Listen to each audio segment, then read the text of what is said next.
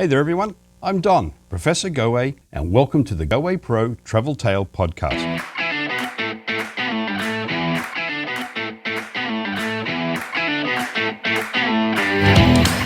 Travel far and travel often.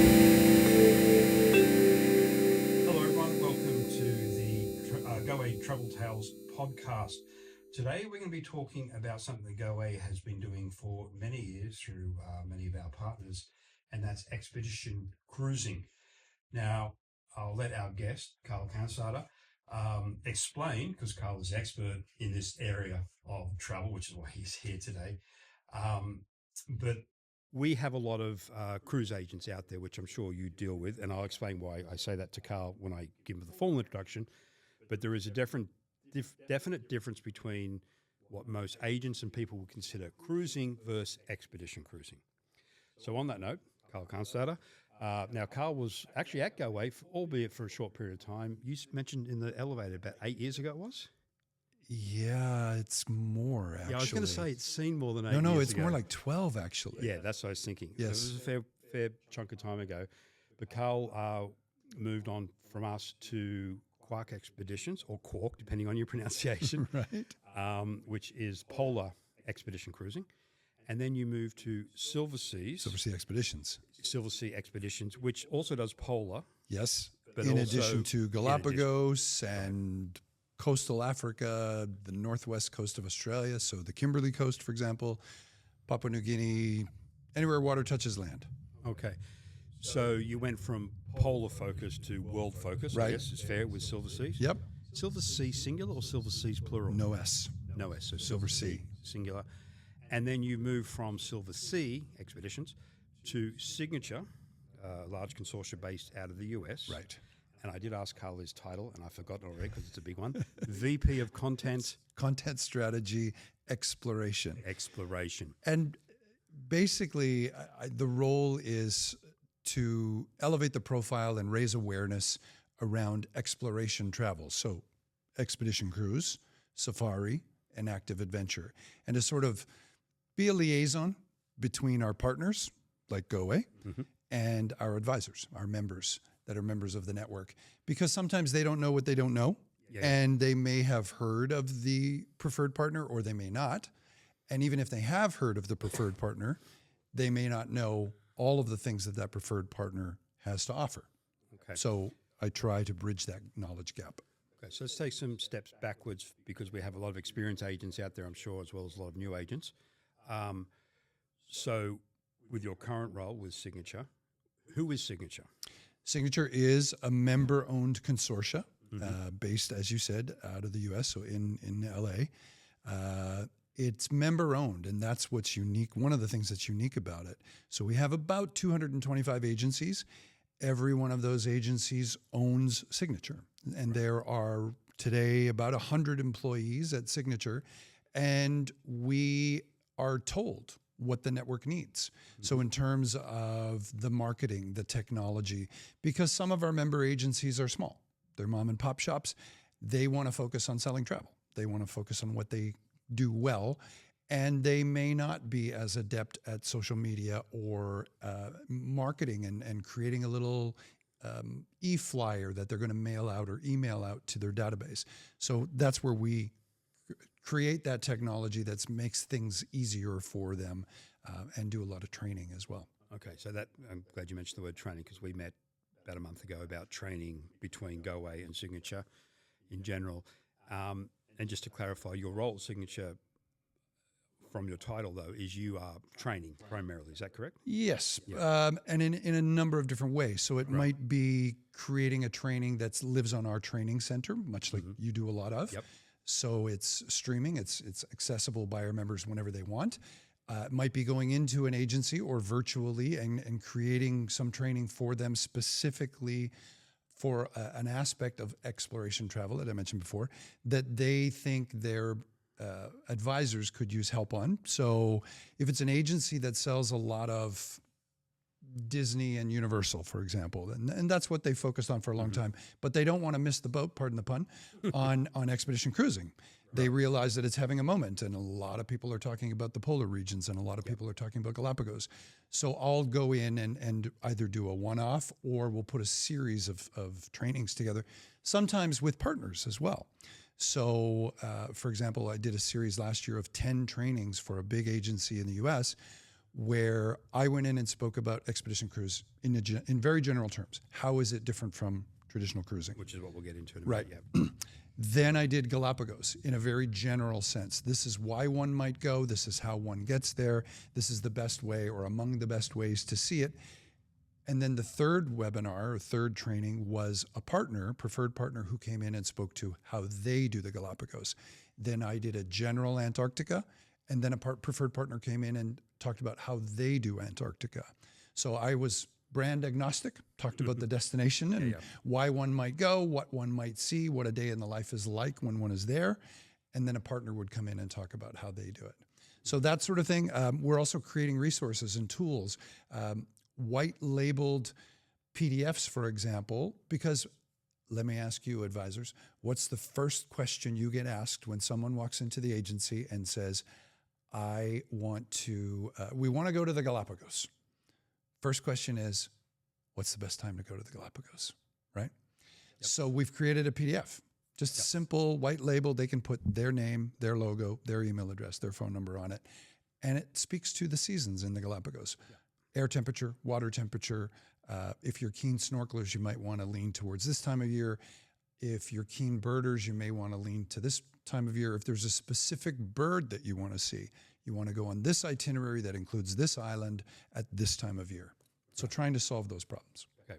So what Karl's talking about there was pretty self-explanatory, but he's talking about this service, for want of a better term, support, better term, to signature members, not the general agency public out there. But a lot of what Karl's mentioned, GoAway also has through our LMS when it comes to destinational training, as well as touching on, not the depth we'll probably go into today on expedition cruising versus normal cruising, but we have a lot of the resources that Karl mentioned as well. So if you're not a signature member, you can also come to GoAway to get that information from GoAway as well. And one thing to clarify as well, Signature is one of our biggest partners. We're one of your biggest partners. And as Karl's mentioned, like he'd have a preferred operator in. So, you know, we're honest here. Like GoAway doesn't run ships in the Antarctic or the Arctic or that type of thing. We work with our preferred partners, which are people like Silversea, Quark, Lindblad, a few others like that. So you may be saying to yourself, well, why not just go to Signature? If you're a signature agent, just book, with Karl, so to speak, or through their prefers. Of course you can. But the big difference between, and this is just to differentiate between the preferreds that Karl works with on a broader scale, including GoAway, but GoAway can do it all for you. So not only can we book the Quark, Lindblad, Silversea, etc., air, insurance, pre-post, private transfers, all that type of thing. So that was just a little sale to GoAway while you work with us and maybe not go directly to the preferred. But again, as always, it's your choice, and we're both here to support you in any way that you see fit. So your job is training on the expedition / adventure side of things within the Signature world, which goes back to my point. Signature have a lot of preferred partners in amongst them, from Disney to GoAway to Quark and Silverseas. Okay, then. So you mentioned already, particularly through the Silversea part of your career, that it's not just polar. They do polar, but they do the world. Kimberley, Mediterranean? Galapagos, the Med. Yeah, the Med doesn't lend itself thus far too much to that expedition cruising. I suspect there's a way to do it, but to date, some expedition cruise operators are calling some of their voyages expedition cruises in the Med. I think Panon is doing it. I think Lindblad are doing a few as well. So there must be a way to do it. Right, okay. So my question is going to be, expedition cruising is not necessarily the immediate thought of roughy tufty, or I shouldn't say roughy tufty because it's not at all. The adventure side of things, polar, Galapagos, Amazon, it's pretty much a worldwide offering, correct? Absolutely. Okay, so let's get to the crux of it. What is the difference between a celebrity cruise, a Norwegian cruise versus an expedition cruise? First and foremost, it's guest capacity. the size of the vessel. Because for the most part, when we're talking about expedition cruise, we're talking about vessels that are 240 guests, 250 guests. That compared to, this is an interesting statistic. The average guest capacity of a ship in Alaska is 2,500 guests. That's the average. Right. There are some that are considerably larger. So expedition cruising, I think for the advisor community, there are some, you come across people who say, never going on a cruise. Don't want to cruise, never going to go on a cruise. That's me. That's you. Yet you've been to Antarctica. I have. Right. And it wasn't cruising because the mental image you had in your mind, I suspect, was of you and 2,000 or 3,000 or 4,000 of your closest friends all trying to disembark at the same time. Yeah. And two other vessels or three other vessels import at the same time of a similar size or guest capacity. So 12,000 or 15,000 people disgorging in this little community in Alaska. And now the number of tourists outweighs the number of residents in this town. And you're all kind of doing the same activity, and it's very, very programmed. It's hour by hour by hour by hour by hour. Whereas when you went to Antarctica and you were probably Zodiac cruising, and they said, we're just going to putt around and see what we can do. Kayaking, we're going to see what comes up. And then a whale breached nearby. Or there were some leopard seals over there. Or there were some penguins porpoising around the Zodiac as it was driving around. So you never know what you're going to get. It's wild. It's nature. It's you just get what you get. And the expedition leader and the captain, they'll plan everything out ahead of time. It's planned well in advance. But on any given day, they're going to wake up and they're going to look at the weather and they're going to look at the wave and the ice conditions and the wind and what's happening with the actual temperature and a number of different variables. And they may have to pivot to plan B or plan C or plan D. Well, that's actually what happened to us. We got into the peninsula after the Drake Passage, which was not the Drake Shake, but it was pretty rocky. It was fun. And I think the first, if not day and a half, maybe 2 days, we couldn't land because the weather was like, I've got a bit of video. I might throw it up for those people watching video now, the video version of this. And it reminded me of a scene from Aliens, the film, when they land on a planet, it's just blowing a hail. It was that sort of prehistoric-y vibe to it. But to your point, safety on any cruise comes first. Absolutely. So they weren't going to do anything where we couldn't get off safely, on safe, that sort of thing. But yeah, it took a day and a half, 2 days before we could do it. But then to the company and the captain's credit, they made up for it too. We didn't rush anything, and it was exactly as you say. It's programmed for obvious reasons, but who knows what, pardon the expression, what shit was going to happen, and it was all good, and it was unpredictable. Right. Completely, which was why I love that type of travel. Yeah. And I think, the number one thing to keep in mind or to prepare your clients for is flexibility. They have to go in knowing that they need to be flexible and that the itinerary Things may change. Yeah, things may and likely will change. Whereas going back to that example of any of the major cruise lines, and this is not a dig against them, they're doing extremely well for a good reason. There are many millions of people who go on traditional cruises, whether it's NCLH or Carnival Corp or Royal Caribbean Group or any others for that matter. There are literally tens of millions of people a year that do it, and they love it. And thank goodness that part of cruising exists, because I think without that we wouldn't have had expedition cruising. No, I don't know for sure, but I think we would both agree that you wouldn't, because it's an extension of the traditional cruises. And I can't speak for yourself, but people who've heard me talk about this, I'm not a fan of traditional cruising. It's not my thing. But as you mentioned, so what? We have so many agents out there who focus solely on cruises and work with Go Away for their pre and post and shore excursions, which for those who don't know, we can do all that for you. Back to my thing, that Go Away can do it all for you. But it's not my style of travel. Now, having said that, I did a cruise with Norwegian on a brand new ship probably 3 years ago. It was a sales conference with, I can't remember, our consortia partner. And again, I enjoyed it. Again, I wouldn't be rushing back. It's not my style. I did a river cruise in the same scenario as a sales conference thing. And I went in river cruising, and I was somewhat impressed, to be perfectly honest with it. And that was in Europe, of course. But as you say, it's like the industry. There's a niche for everyone and everything. Absolutely. And what we're trying to do here is, particularly to our cruise agents, is show you, if you don't know, that there's something beyond the traditional cruising, which is obviously expedition cruising. So you mentioned capacity. I could just jump back there. With the flexibility question, which I agree with, is that more for something in the more extreme areas of the polar versus, say, the Kimberley coast, where it's unlikely itinerary changes would be as common as polar regions? Is that? Yeah, Yeah? I think that's fair. I'd agree with that, because when there are itinerary changes, they are likely going to be because of weather or because of wildlife. When you're in the Kimberley, when you're in more temperate regions, the Galapagos. The Galapagos is a very good example, because things are so highly regulated there by the Galapagos National Park Service, by the government of the Galapagos, and by the government of Ecuador, that you run an expedition cruise line, I run an expedition cruise line. You can't decide tomorrow that you're going to offer jet skiing, and I can't decide that I'm going to offer parasailing, because the government tells us, and the National Park Service tells us, on Mondays at this island between 9 and noon, you are allowed to conduct these 4 activities: snorkeling off the beach, deep water snorkeling or snorkeling from the Zodiac, kayaking, and hiking around the island. And that's what you're allowed to do, period. And if you're in contravention of that, you're not going to be operating there very long. So because it's temperate and because they are highly regulated, a Galapagos cruise runs like clockwork.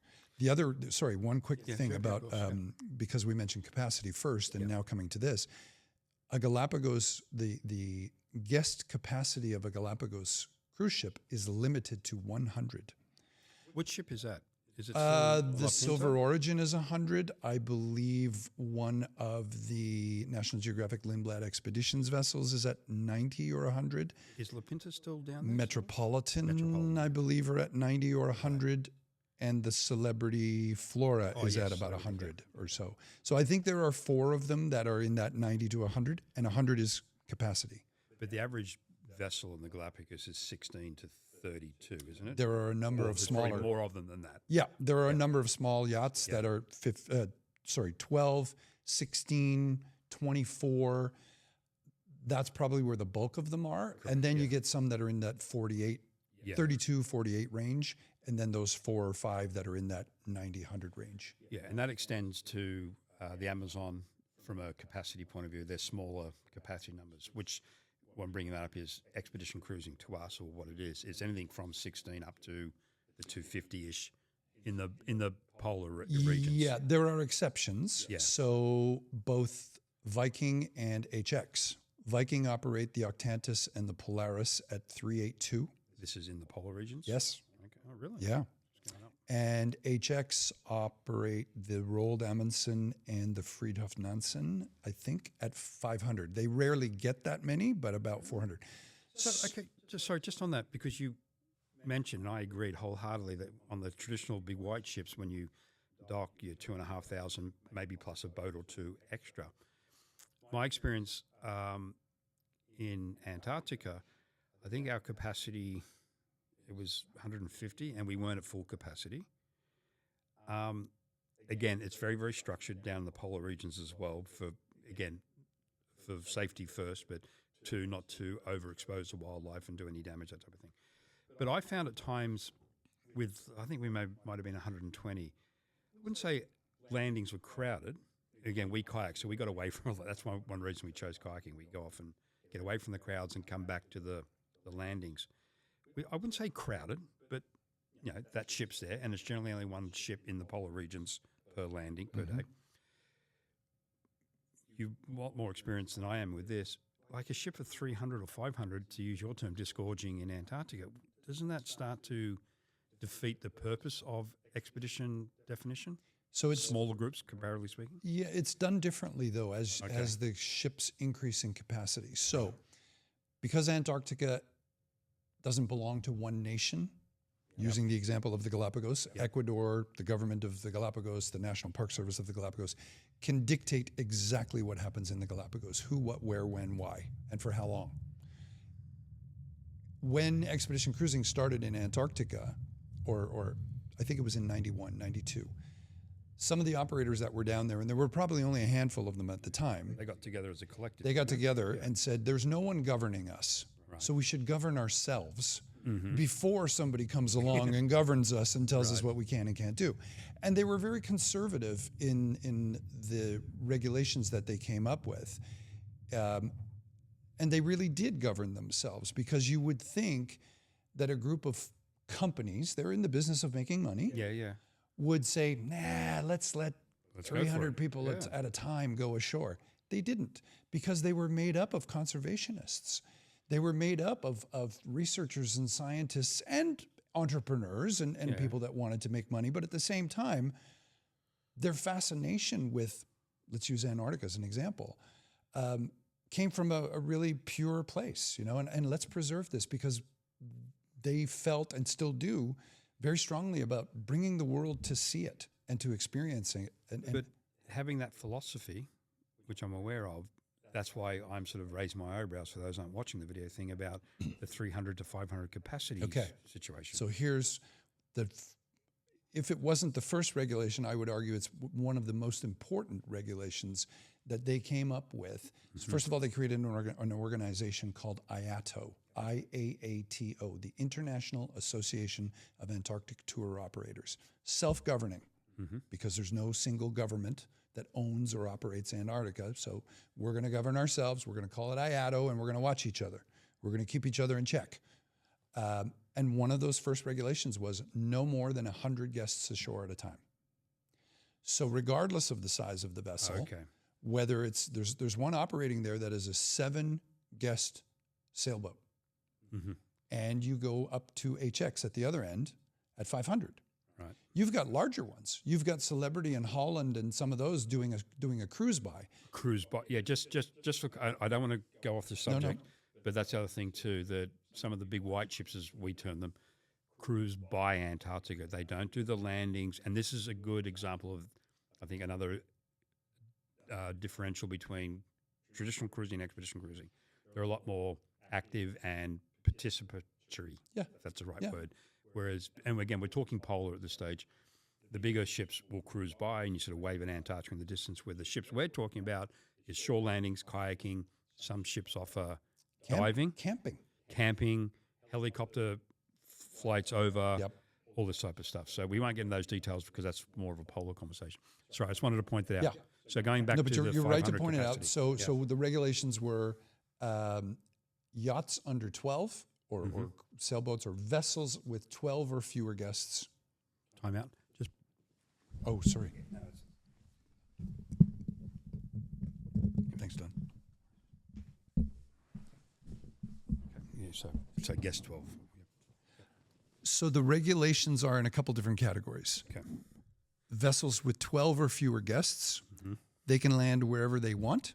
Oh, really? Because it was recognized that 12 people making a new landing at a stretch of Pebble Beach that no one's ever landed at before, 12 people probably aren't going to wear a path down and disturb a penguin colony or a small rookery of 12 or 15 birds. So therefore, vessels of 12 or fewer can land wherever they want on the I think anywhere on the continent, frankly. Then there's Category 1 vessels, so up to 200 guests. There are, I believe, upwards of 130 landing sites where they can go. And these are Category 1 ships. So 200 or fewer guests. They still can only take 100 guests ashore at a time. So the example you gave of a vessel that has a capacity of 150, you were sailing with fewer than that, you probably split up into 3 groups. Correct. Group 1, Group 2, and the kayakers. Yeah. Right. So Group 1 went ashore, while Group 2 did zodiac cruising to go and look for whales and go and look for seals and cruise along the coast in the Zodiacs. Zodiacs, in case you don't know, are a rigid inflatable boat. It's a brand name. They're out of France, called Zodiac, and everyone just calls them Zodiac, I didn't know that. like Kleenex. Yeah, I didn't know it was actually. Yeah, it's a brand name. but it's a rigid inflatable boat. It's a big black rubber boat with a hard bottom. And you sit on the pontoons, and they're super capable of getting into tiny little spots. Yeah. They're very, very maneuverable, and they're incredibly tough. So the regulation of 100 guests ashore at a time stands, even if you're a Category 1 ship. So Category 1, usually one group ashore, one group Zodiac cruising, and then after an hour and a half, 2 hours, they switch places. Okay. So that everyone who was Zodiac cruising gets an opportunity to go to land, and everyone who was on land gets an opportunity to go Zodiac cruising. Okay. Then you have Category 2 ships, 201 guests up to 500 guests. Still limited to 100 guests on shore at a time, but there are fewer IATO designated landing sites that they are allowed to go to, Okay. because they're going to take more people there over the course of a day. Gotcha. So it has to be a little bit bigger. The colony has to be a little bit more robust or spread out, so that even though we're only taking 100 people at a time, when those 100 are done, we're going to take the second group of 100. And when they're done, we're going to take the third group of 100, et cetera. So that colony may get visited, or those colonies, that landing site may get visited by 500 people that day, 5 groups of 100. And it's been designated that those sites are probably robust enough, big enough, spread out enough To handle it. to handle it. Yeah, that we're not going to do too much harm by visiting. What those guys tend to do, the Vikings and the HXs that I mentioned, because Viking operate at 382 and HX up to 500, they usually won't do what you probably experience, which is we're going to go visit ABC Bay today, and we're going to have a landing, and we're going to have a Zodiac cruise, and then we're going to go back to the ship for lunch, and the ship is going to navigate Move around. to XYZ Bay, and when we get there, we're going to do the same thing. The guys with the greater guest capacity recognize that we can't do that. We can't get 500 people off this ship for 30 minutes at a time and rush them back to get them at lunch and then go find another landing. spot and do it again. So they park themselves for a day. Ah. And it's really interesting because their model is, hey, this is our base camp. We've chosen this spot because of how beautiful it is. Gotcha. And if you want to go kayaking at some point today, we're here all day. Take your time. Okay, so again, I know we're focusing on polar. We will expand from that in a minute, but it's something we both know, and at least from my experience at GOA, most of our expedition cruising, well, for us, expedition cruising is primarily polar, Galapagos, and the Amazon. It's not all, but that's the bulk of what we would term expedition cruising. So you're saying that if I'm an agent presenting Antarctic to a client, I assume this extends to the Arctic, similar, maybe not letter for letter, but similar. Yep. That for a more complete experience, more landings, less people naturally, you want to stick with the lower berth ship because you get the options to a couple landings a day, potentially more activities involved, camping, Yep. that type of thing, because the numbers are lower. Right. And usually a little more time ashore. A little more time. And so the larger ships, your experiences are still fantastic. It's Antarctica or the Arctic, but your options for landings, etc., are less. Different, but less. Yeah, usually a fair? little bit less time. That's fair. Less time. Okay. The compromise, Yeah. because there's an upside and a downside to everything. Yeah. These little vessels, the smaller ones with a smaller guest capacity, they're not large ships. And therefore, the number of common areas or the actual common space, square was my footage. next question. Yeah. You get into a larger vessel and they likely have multiple dining rooms to choose from, multiple bars and lounges, a science lab, a show room, or in this case, it would be for the lectures and that sort of thing. They all have a lecture theater. Yeah, they do have lecture rooms. But the larger the vessel, they've got more square footage to work with, and so they'll add more common areas. Okay, so a very general term that I've used historically and trained people here about when it comes to expedition versus cruise ships, again, broad strokes here, is similar to what you mentioned there. On an expedition ship, it's generally the nuts and bolts, the meat and potatoes. Like you have a dining area. Now, based on your comments, larger ship, maybe one or two. There is a lecture room. In our instance, was at the front of the vessel. a gift store, doctor is always on board. Medical facilities are always fantastic on any level of vessel anywhere in the world. But it's not what a big white ship is. It's not like you have shows like The Price is Right, and there are 7 different dinings or 20 different dining rooms, and a food court and a swimming pool and a go-kart track. And a casino. And a casino, right? So expedition cruising, polar or not, is not that. Correct. Larger ships may have a few more amenities, but it's not, and I hate to use it, but it's the easiest way I can compare it. It's not like a Disneyland on water with all the rides and attractions. It's more of a adventure science-based environment. Yeah, very much so. Probably a lot more social, because particularly on the smaller vessels, you don't see as many faces. Therefore, you don't bond with everyone. Or my son did at the bar. But you might you get. In my experience, the river cruise, the big white ship cruise, and the Antarctica cruise, I found that I'm not the most sociable person, believe it or not. I found that I sort of got to know people more on the smaller environment, which sort of makes sense in itself. Yeah. You share a Zodiac ride with somebody, Yeah. and then you see an orca taking a seal or a penguin, and you've shared that experience with the other 8 people on your Zodiac. And now you end up sitting beside each other because you've had this common experience, and you decide that you're going to have lunch together that day. Yeah. And you look at each other's photos. Hey, did you get the too? Like again, I know we're talking polar, but let me ask this question so we don't put people off, so to speak. These experiences are somewhat the same regardless of location on an expedition cruise. Absolutely. Because the thing I was just going to jump in on there was, on our trip, I know it's common that, photos will be broadcast like on the big screen. If you want to, submit your photos and we'll show them and this type of thing. Yeah. So it's that real small village vibe, I guess, is the way of putting it. Yeah, I think that's a really good way to put it.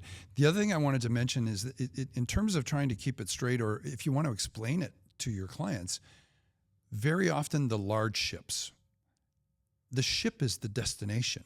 Yes, that's a good way of putting it. Because the likes of Royal Caribbean, NCLH, Carnival Corp, they put a lot of time and effort. They have entire divisions that design these ships and design the things that are going to go on the ships. And so the promenade or the wave pool or the water slide or whatever it might be, the go-kart track, you take a couple of teenagers or preteens on something like that, or younger kids.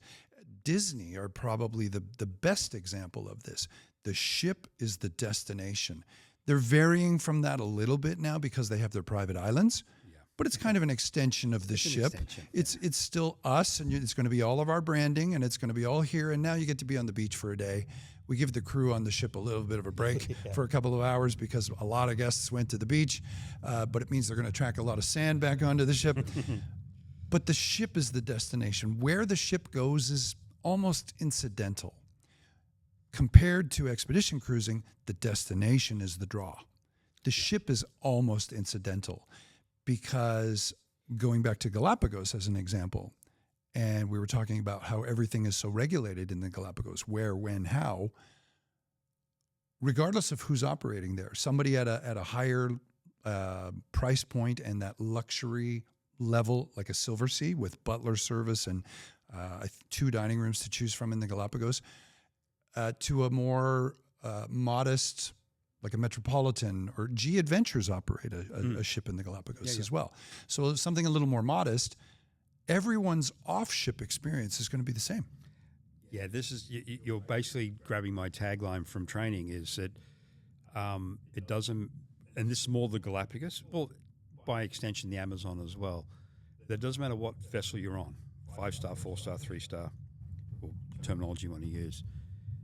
And this is the onshore or off-boat, because sometimes you're on the water, the off-boat experiences will be not identical, but almost similar. It's a pretty level playing field. Yeah, it's a level. So once you're off the vessel, your 3-star, your 5-star, you'll hopefully all see the same manta rays or penguins on the beach in the Galapagos, or even Antarctica. Now, with some clarification based on you mentioned before, sizes of ships will limit certain landing points. Yeah. But still, and that's key. I think what you said before is a perfect way of summing it up. And again, it's not a diss on the big white ships. Like, There are so many agents out there who sell it, and they keep putting these ships on the waters. There's obviously demand for it. Huge demand. And it's just not what GoA specializes in. We're on the expedition side of things for the reasons you just mentioned. We're not selling the ship as a destination. We're selling the destination as the destination. Now, on that note, one thing I've noticed over my many years in the industry is when I started, and Blatten was my focus, therefore by extension the polar regions, is back in the day I remember selling with Quark, the Russian research vessels, the Ivanov, I can't remember. Yes. Right, and that's what it was back in the day. The academic Ioffi. That's the one, Ioffi and that type of thing. Yeah. And I think it still runs in the Arctic, the 50 Years of Victory, I think. That's the nuclear-powered icebreaker. Icebreaker, yeah. So like they were industrial vessels. Absolutely. Working vessels. And that was the way you went to Antarctica in the day. And as it's matured and progressed, I remember Antarctica 21 came out with a boat, a new vessel recently, I think. Hey, my memory's not very good. My point is, though, a lot of the operators who go into Antarctica, and by extension, the Kimberleys, Galapagos is another prime example. The Amazon's another prime example. The Norwegian fjords is another prime example. That they've gone from old ferries, old research vessels, to purpose-built luxury. Now, it doesn't mean casinos and water slides, but can you speak to how there are still the budget options, but most expedition vessels are still small, but they're now very luxurious in offerings? Is that that tracks. That's the trend, yeah. Yeah, absolutely true. My first trip to Antarctica was in 2002 on a Russian icebreaker called the Kapitan Dranitsin. Okay. Her home port was Vladivostok. Yeah. And so she had to traverse the Pacific to get to Ushuaia, which is at the southern tip of Argentina.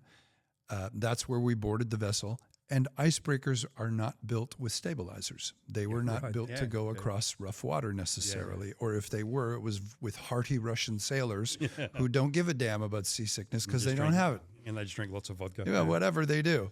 Yeah. And we went across some pretty rough seas. And we had bunks in our cabins and a shared bathroom, 3 or 4 cabins to share a bathroom, which was down the hall kind of thing. It was very, very Spartan. It was very simple, let's put it. Simple, yeah. Yeah. But the vessel was incredibly capable in terms of what she could do. But at the time, it wasn't about the vessel. It wasn't about the food. It wasn't about the lounge or the bar or anything like that. The destination. It was about the destination and what can we do when we get to the destination. And we had the most incredible experience. But you're absolutely right. And the timing of it all, 80s, 90s, the Soviet Union was breaking apart. They needed hard currency. There were these Russian research vessels and working icebreakers that weren't working because they didn't have the hard currency to buy the fuel to do anything with. And these clever entrepreneurs in Europe and in North America said, how much are you going to charge us to rent that thing or to charter that thing for 4 months? And they would charter these vessels for 4 months, fill them up with fuel, advertise, hey, we're going to Antarctica, and it's for this many days, and find a bunch of people that were willing to be crew and drive the Zodiacs around. And maybe this one is a marine biologist, and that one's an ornithologist, and that one's a glaciologist who can speak to everybody about it. But you're right. And that changed with Silversea, probably in around 2000 or the early 2000s, when Silversea had sort of pioneered this idea of small ship luxury cruising, and small ship in those days meant 600 versus the 2000s and the 3000s. Right. And they said, why don't we take this same idea of luxury on a small vessel, but go into the likes of Galapagos and the Arctic and Antarctica and some of those more remote regions. We can still deliver this product. It still wasn't on purpose-built vessels. They were cruise ships that were modified to be expedition vessels. Then came the third iteration, which is a bunch of vessels that have been built, a number of them during the pandemic, purpose-built expedition ships. We want it to have this ice class, so it needs this amount of steel in the hull. we want it to carry this many zodiacs of this size, and we need to be able to launch and retrieve the zodiacs in an easy way. So some of them open a little garage door at water level and slide the zodiacs out. Right. Others have them on the top deck, and they have some cranes which pick them up and winch them down and winch them back up when they're done. So there are a number of different ways to do it. But to your point, a number of these companies have now built purpose-built expedition ships, and they've upped the game. They've upped the ante because if you don't have a spa on board now, it's recognized, it's noticed that you don't have a spa. So they all have a spa. It might just be a sauna and a plunge pool or a couple of hot tubs or something like that. But others go to the extreme. Like Viking has an incredible spa on their vessels. Really? Yeah. Yeah. So, it's just interesting. And this is the industry in general, not just expedition cruising, that people are still looking for those authentic experiences, be it wildlife, be it cultural.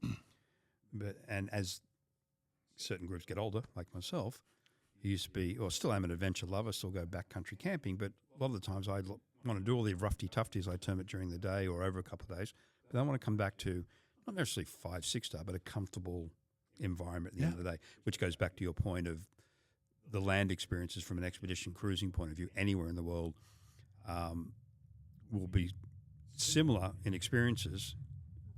It's what you want to come back to at night, which is the difference. And the market has shown that on an expedition cruising level, people want to come back. They don't want to come back to the Russian research vessel. They want to come back and have a spa or a treatment, or come back to their captain's cabin, which is expansive with king beds and this type of thing. Right. Does it make a difference to what you just saw that day versus the yacht, the 12-person yacht? No. But if that's your choice, that's your choice. Yeah. Adventure by day, comfort by night. There you go. And just quickly touching back on how it was, dinner was a buffet. Well, that's the other thing too. Right? And culinary offerings. Yeah, the culinary offerings. Yeah. Even if there's only one or if there are two dining rooms on some of these purpose-built vessels, lunch and dinner are typically a la carte. So you've got a menu, you've got choices. It's not necessarily going to be a buffet, whereas it was. So the culinary offerings, I would say the caliber of the lecturers and the enrichment program has... Unbelievable. Yeah.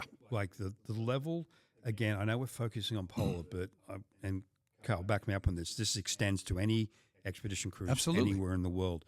Like the level of expertise, like we had PhDs, marine biologists, where this French-Canadian woman who was our kayak instructor, who I can't remember her professional designations, but they're impressive, but she'd go from the Antarctica waters to Greenland in the Antarctica off season, and her expertise on the water, her knowledge of wildlife, and the lectures lectures, but they were fantastic. They're incredible. Engaging. And from a family point of view, like we had kids with us, well, we had one son with us, but we've experienced this on the Galapagos as well with the family. The education that you can get from an expedition cruise is awesome, taking nothing away from your water slides and wave pools. But personally, I'd rather my kids learn about the wildlife of the Galapagos, the Amazon, etc., over that. And to your point about the lectures and getting away from the polar regions, because I know we focused on that a lot, I took my son, who was 10 at the time, on a National Geographic Lindblad Expeditions ship voyage to the Kimberley coast. Oh, nice. He loved every single lecture. Papa, we're going to be late for the lecture. Come on, we got to go. We have 3 minutes until the lecture starts. Yeah. Boom. We were there, and he's front row listening to these marine biologists, ornithologists, historians talking about the Aboriginal history of that part of Australia. Last February, so February of 25, we were with Penang on their icebreaker in the St. Lawrence, sailing from Quebec City to Gaspé and Sept-Îles and up the Saguenay Fjord all the way to Saguenay. We got off the ship and we were dog sledding, snowshoeing. We slept in a chapatuan, which is like a teepee almost, one night, and then back to the ships. The lecturers were incredible. There was one guy who was a specialist, and I've forgotten now how many owls, hawks, falcons, and other birds of prey that he has. He was, and we looked this up afterwards to make sure, he was, I don't know what you would call it, an expert that lent his expertise to the folks that made the Harry Potter films. Right. Because there are scenes there with all the owls right? Right, And right, he okay. lent his owl to them Oh, yeah. for filming, but he talked to us about owls because we were in a part of southern Quebec, but in a part of Quebec where there would have been a lot of owls, and I think there was a snowy owl sighting. So he took the stage and talked to us about owls. I was in Indonesia in Raja Ampat on a 40-guest little expedition yacht in the furthest eastern extreme of Indonesia, and we were diving and snorkeling and kayaking and stand-up paddleboarding.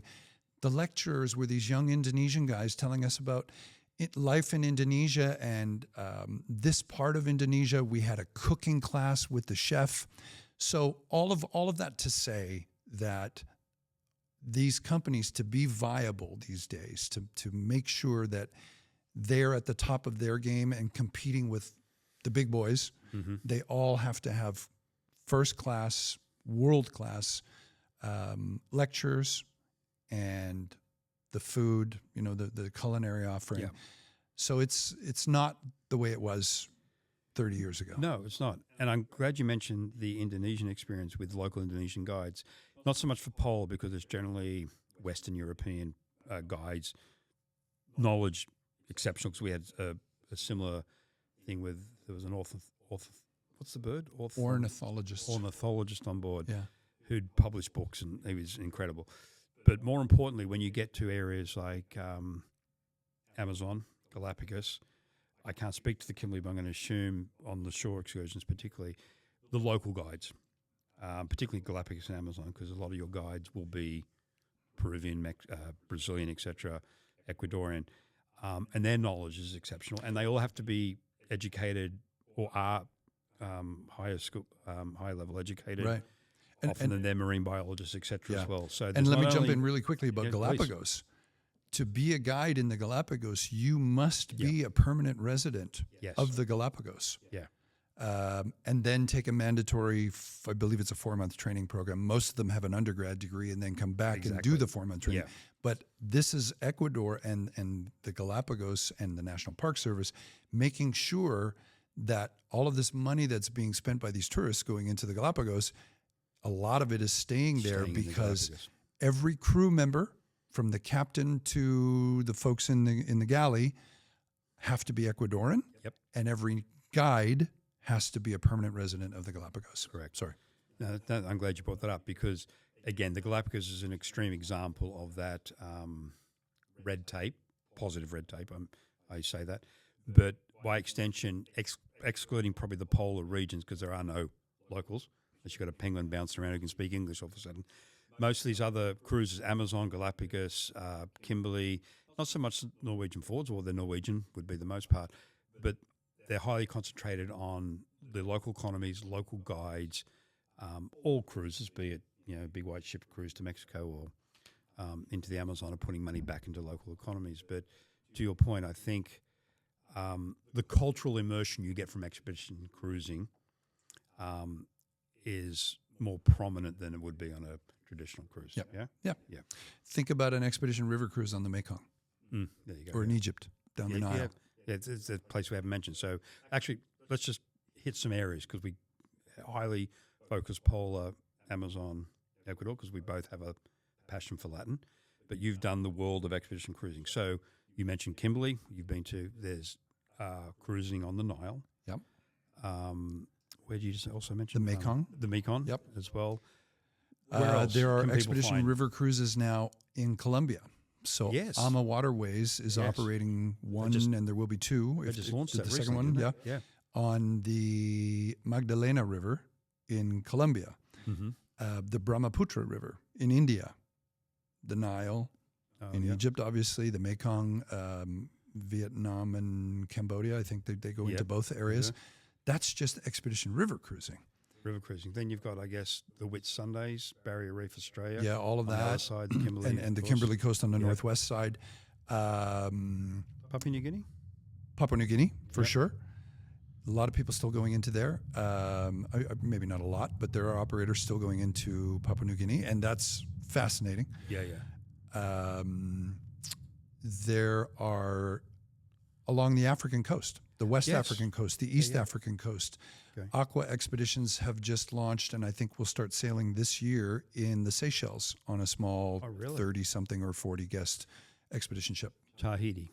Yeah, French Tahiti has Polynesia. French Polynesia. We used to say at Silversea, anywhere water touches land, and sometimes it moves around. The west coast of Africa, so from Cape Town going up along the Namibian coast and going as far as Senegal, and then from Senegal all the way to Portugal, having taken in the Cape Verde Islands and some of the coast. Again, you've said this a number of times, and you're not wrong. Safety is the number one priority of the company, the operator, and the captain and the expedition staff. So they're cautious about where they go. They have to be, and things can change, at a moment's notice because of changing conditions. So some people might hear, "Oh, the west coast of Africa." Yeah. Obviously, only if it's safe. Yeah. But yeah, around the Horn of Africa and coast, there's expedition cruising being done. Around the bottom of India. So as you say, basically Anywhere water touches land, you have to look. You have to look for it. Yeah, and again, we're talking expedition cruising anywhere from budget to high end. So let's broach the subject, which would be one of the biggest barriers, I think, for an agent out there dealing with. I want to go to the Caribbean or Mexico on a 5-day cruise, or even a longer one, 10 or 12. And I'll just use Norwegian because we work with Norwegian. You get the brochure and it's like, okay, you get free Wi-Fi, you get a free drinks package, you get this, and we'll throw in your airfare, and it's $1,500 or $2,000 a person, upgrades if you want. Okay, so it's affordable, which is one of the biggest attractions of big white ship cruising. It won't surprise anyone, but particularly polar is comparatively expensive compared to that. Nile cruising is more affordable, but it's still probably higher than a big white ship cruise or a Mediterranean traditional cruise. So what's your counter argument or training tips on that? First and foremost, it's all inclusive. Mm-hmm. So what is the expedition or the the expedition. big white ship? Okay. Yeah. Because I think on the big ships, there are always opportunities for you to spend more money. Yeah, always, Upgrade the drinks package or go to this, upgrade this, upgrade that, or yes, but it doesn't include that. So you have to go, purchase that, or the shore excursions included. Mm-hmm. Do you want to go on an Alaska cruise when you do stop in Ketchikan or Sitka or one of those smaller Alaskan towns? Is the dog sledding included? Is the glacier trip included? It may or may not be. So you've got to kick in. By virtue of where you're going on an expedition cruise, there are no concessionaires. Yeah. The operator is the operator. So they're the ones taking you kayaking. They're the ones taking you stand-up paddleboarding. They're the ones taking you on a walk around the island that you're visiting and visiting the giant tortoises on those little islands in the Seychelles. So there are no concessionaires to pay. Mm-hmm. The operator that you're working with, that you're sailing with, they do everything. So it's all inclusive. There are no upcharges for anything. Some of them will charge for a kayak package. Most of them will throw in the kayaking. So that's one element of it. The other is, frankly, it's justified because it takes specialized equipment. We talked a little bit about the ships, but there's a lot we could go into about the ships. These are highly specialized ships, particularly in the polar regions. In the Amazon, I suspect as well, they have to be, shallow draft and all sorts of things that come along with that. So, and the seasonality, right? The seasonality of some of these areas, they're operating for 4 months in one polar region. Then they've got to get from the south to the north. Yeah. Those repositioning vessels or those repositioning cruises don't have the draw of Antarctica. Yeah. Or the Arctic, where we might see polar bears. Mm-hmm. And so those don't sell as well. They're a bit tricky to sell. Not that there's anything wrong with the regions. They just don't have that appeal. The smaller guest capacity, the economies of scale. Yeah. 4,000 people on a vessel versus 40 people. I mentioned the one in Indonesia, or even 200. Yep. That's a big difference. And some people would argue, well, yeah, the operating costs are significantly different. They are, but again, there's a lot of specialized equipment and a lot of specialized people involved as well. So all inclusive, just the sheer guest capacity of what you're working with and the specialty nature of the vessels and all of the equipment. We talked briefly about the Zodiacs. So the guides get into the Zodiacs, and then they've got radios and they've got rangefinders, and these radios have to be able to work in Antarctica and work in all conditions. Rangefinders and compasses, when you're that close to one of the poles, don't really work very well. You can imagine trying to hold a traditional compass. So all of that just to say that they need highly, highly specialized gear, all of which costs a lot of money. And then there's supply and demand. Mm-hmm. When you talk about the big white ships, as you put it, in the Caribbean, how many berths during the Caribbean season are there? I would argue 40,000 berths, maybe, when you add up all the Royal Caribbean ships and all the Holland America ships and all the NCLH ships and the Carnival ships. When you add them all up, how many berths are there? There are probably 50,000, tens of thousands, I'll say. Tens of thousands, If you add up all the Antarctica berths or all the Galapagos berths, and I remember this because when I was at Silversea, it was still privately owned, and Royal Caribbean Group was courting them to buy them. And apparently the story goes that when the CEO at the time was asking about, well, we're doing a SWOT analysis, strengths, weaknesses, opportunities, and threats. And some of the brainiacs and the bean counters said, well, sir, these vessels are expensive and the price point is this much and da-da-da-da-da. And a number of these vessels are being built right now. This was just before the pandemic, and I think on the order book there were 35 expedition ships in 2019 to be built over the course of the next 5 or 6 years. Just by Silversea? No. Sorry. Across the expedition ships across the board. 35 of them being built. And he said, well, what's the guest capacity when you add up all those 35 ships together? And they said, about 6,000. And he said, so one of our ships? One of our ships, yeah. Because one Royal Caribbean ship, I think, is 5,200 guests or something like that. So you got to put it in perspective. Yeah, so just on the point of the guiding, I'm not saying any of the guides or the staff on the big white ships are any less because they're very good. Dealing with people is a skill, and there are professional designations that go behind a lot of the staffing. But when I came back from Quark, because I used to be a travel guy, I wasn't looking at doing it. I just sort of made some inquiries about what do I have to do to become a guide or a staff member on a polar, again, back to polar thing. And it was, oh my God, understandably, I wasn't like, oh, you don't have to do that. It was like all these courses you had to do, like first aid courses, first aid, handling Zodiacs, flipping boats, crowd control. There's another one that they all demand that you have now, and there are only so many places that teach it. That's the other thing. And so you have to go to the location that teaches. Is put yourself up for a week or 10 days, and take that course. And it's about fire suppression on board and crowd control on board. Then they'll go down early season or late season and stick around, and they'll do crevasse rescue. Yeah. So really cool skills. And it's expensive and it takes a lot of time, and you want your team prepared for these things, so you're paying them to be there and you're not generating any revenue. Yeah. So and then on top of that, so I'm just Joe Blow, lots of experience in travel, no sort of formal designations behind me. So I go out and get all those skills, and then I'm competing with people who've got those skills who are PhDs or marine biologists. It's like, holy crap. And again, this is, polar from a price point of view is an extreme example. Staffing polar is an extreme example because of the location. You have to have these skills. But by extension, this extends to all expedition cruising. So again, the Nile isn't as expensive as polar, but it's probably more expensive than the big white ship, and you've given all the reasons. But I think a key reason, not that you've forgotten because I know you haven't, is the experience. On a big white ship, it's fun, it's party time. Your quote, well, I agree, the ship is the destination. We've discussed before, expedition is the destination. And we are talking, in a lot of instances, extreme locations. Polar, heart of the Amazon, the Galapagos, well, it's very, very popular and well-regulated and quite formulated, again, I don't mean that the experience is regulated. the same. Yeah, regulated is probably a better term. Yeah. It's still in the middle of the Pacific Oh. Ocean. Like it's It's remote. 700 miles off the coast of Ecuador. Exactly. So that, and then, so I think most agents out there would have understood that the value is in the destination where these vessels can get you. And that's the biggest, Yeah.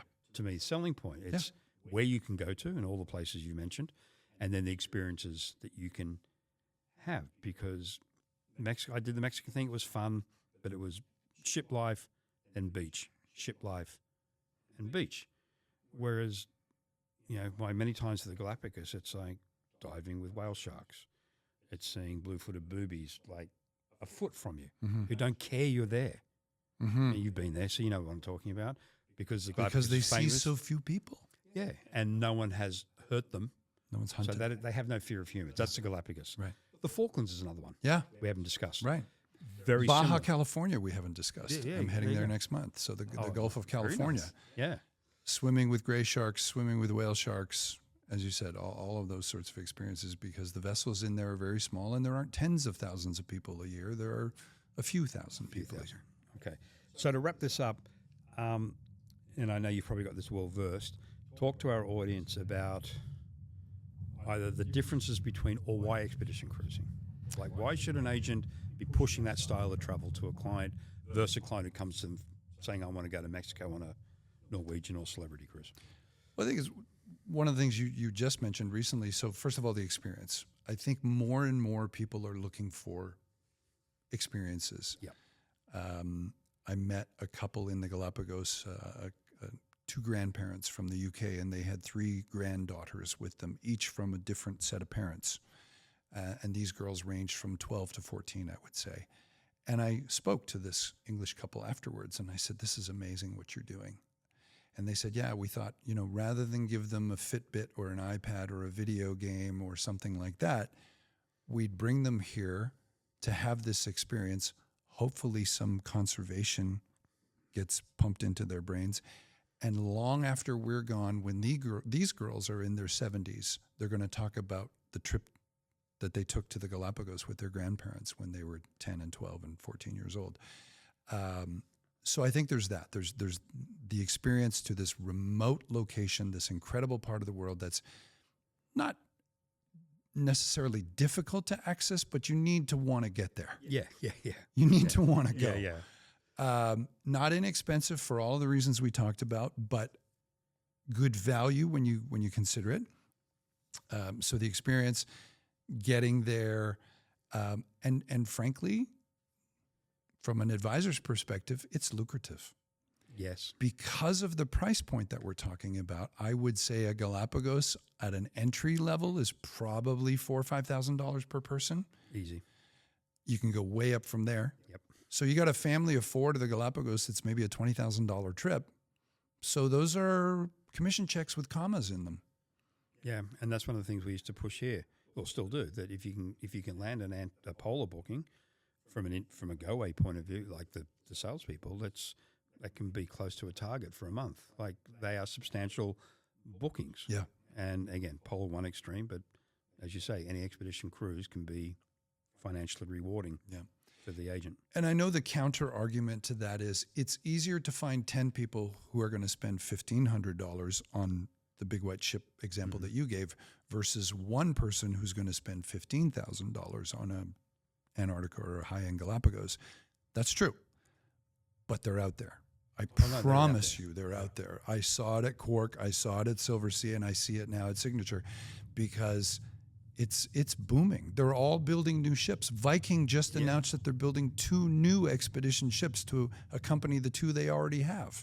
Yeah. So they're filling 382 guest ships in the Great Lakes, another region we forgot to talk about. Great Lakes. Yeah, expedition cruising in the Great Lakes. Yeah. So people want smaller. There's a certain segment of the population who have the means, who have the time, who want smaller, who want slower, who want intimate and back to nature, back to learning, an experience, as we said. Okay, so I'm going to wrap this up with this question for you. I'm not sure if you have stats about this, or you just may have personal experience through your jobs with Silversea and Quark. Do smaller vessels equate a smaller footprint sustainability wise? Depends on the vessel. Right. Yeah. Like, I guess what I'm getting at is by choosing an expedition cruise, are you, if this is something that drives your booking decision or a selling tip for one of our agents out there, is booking expedition cruising a smaller footprint on the environment than a big white ship? I believe so. Okay. I'm no expert, but I would argue that yes. And quickly touching on the polar regions again, I know that we've done a lot. But both IATO, that governing body that I mentioned, and IACO, which is its counterpart in the north, which is the Association of the Association of Arctic Expedition Cruise Operators, and the International Maritime Organization, the IMO, have dictated that to operate in the Arctic and to operate in the Antarctic, you must use low sulfur fuel. There's much cheaper bunker fuel that you can burn on these ships, and they would love to burn it because it's super cheap, but they have to. So it's like getting regular gas or the ultra premium gas, but you're being told you have to use the ultra premium gas because its emissions are less harmful than the cheapy one. So there's that, and there's more of that coming in. And back to the operators themselves, and I said early on, some of the pioneers were lovers of these parts of the world and were conservationists at heart. Many of them still are. And the new vessels that are coming out are using all sorts of interesting new technology for propulsion. I think actually HX are one of the pioneers in using LNG, liquid natural gas. Yeah, I didn't read into it, but Aurora Expeditions, which is an Australian-based company, they came out, I won't say recently, but to me it was recently, their new ship, which is named after their founder and owner, Greg Mortimer. Yeah. And I believe when I read that release that, there was a whole lot of new technology to lessen the footprint again. There's a new company that's, I can't remember the name of them. No one's heard of them because they're brand new and they're not part of anybody else. But they are building a vessel, an expedition cruise vessel. I think it's in the 240 guest range that will be propelled by wind power. But it's not traditional sails. It's these newfangled sails that are sort of long and cylindrical. Yeah, I've seen that. Yeah, I've seen possibly metal or some sort of hybrid material. So all of that to say that they're looking into reducing their ecological footprint. It's interesting how I'm a bit of a fan of the age of sail and discovery, Magellan, Cook, all that type of thing, how we've gone from sail to to nuclear at one extreme. And we're heading back to and sail now we're going again. back. Yeah. Okay, so again, we both believe, I guess also by the nature for the size of the vessels, if not the vessel itself, again, we're not saying they are all less footprint than the bigger white ships. We believe they would be. But just by the fact they have less people on board in itself is a smaller impact on where they're visiting. Yeah. And many of them have initiatives of no plastic. Yeah. No straws. No plastic cutlery. No single-use plastic in the bathrooms and in the showers with the little squeeze tubes of shampoo and conditioner that you then chuck away. Yeah. I won't say all because I don't know for a fact, but many, many, many of them have moved away from that. We talked about propulsion systems, whether it's LNG, whether it's hybrid electric, whether it's wind. And the other thing is Hurtigruten last year won an award for their food waste. Because you can imagine, a restaurant, a cruise ship has a bunch of food waste, especially when it's part of the package. It's prepaid and people aren't thinking about it. And they go to the buffet, imagine the big white chips, and they load up their plate. And how much of that actually gets eaten? Or maybe when they go back for seconds, how much of the second plate gets eaten? There's a fair amount of food waste. Hurtigruten published something last year that they were down to, I forget how many grams per passenger per day of food waste. Wow. Some of them are taking the food waste and putting it in these digester. Some of them are taking the food waste and putting it in these digester. I don't want to call it a machine, but sort of a big bin and creating some sort of a biogas off of that. So I know we've gone we're trying to wrap it up, but I've gone backwards to what we were talking about in terms of sustainability. But if there are any cruise operators that are going to look at this and are going to be at the forefront of sustainability and reducing their overall footprint, not just in terms of emissions, but food waste, water consumption, freshwater production, all of that sort of thing, it's going to be expedition cruise operators. That was going to be my question. So most expedition cruisers will build their itineraries, their procedures, their philosophy with sustainability at the forefront of their thinking. Absolutely. Yep. Okay, so on that note, I think it's a nice positive way to finish it off. I'd like to thank Karl for coming all the way up from downtown Toronto. It's the day we're recording this. It's gone from snow to what was sleet and ice pellets, and it hasn't been fun here in Toronto lately. A wintry mix, as they like to say on the radio. So I think we both like to be on the ocean somewhere in warmer climes, even down in Antarctica. We're in March. Yeah, it's the end of the season down there, so maybe it might be better than here at the moment. So I'd like to, as always, thank you, Karl, for your time. Really, really appreciate it. For our signature agents who may be listening in, if you do want any training on the expedition adventure side of the signature product line, you can reach out to Karl. What's your email? Just Karl at signature? Karl at sigtn.com. Okay. sigtn.com. Okay, for our video watchers, I'll throw that up on the screen.